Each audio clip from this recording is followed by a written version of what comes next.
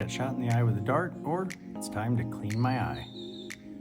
So I use a suction cup to pop it out, and there it is, a cute little eye, not round. And I take a wet, cold paper towel, well, paper towels, room temperature water is cool, and I just honestly and truly rub it, and kind of give it a little spit shine here. Takes the proteins off the front, and then I take mineral oil, lube it up, get the edges. I find it's more comfortable if I get the edges.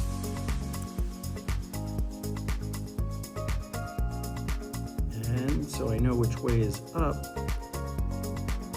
They put a smiley face like my hat. And I just simply pop it back in.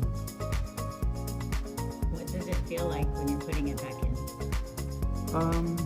There's really no sensation when I'm putting it back in. If anything, it feels really normal.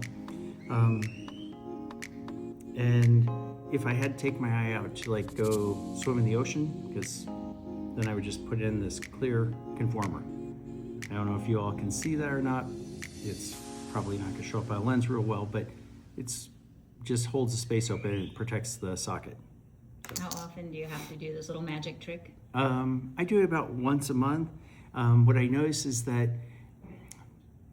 I put mineral oil in my eye. I mean, I literally just tip my head back and put a drop or two in, and it keeps it really lubed all day.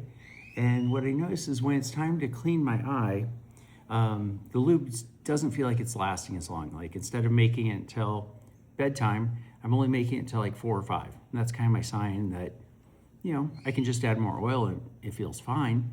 Or I can be smart, pop it out, polish it up, and rock and roll for another month or so. How often do you have to go get it professionally cleaned?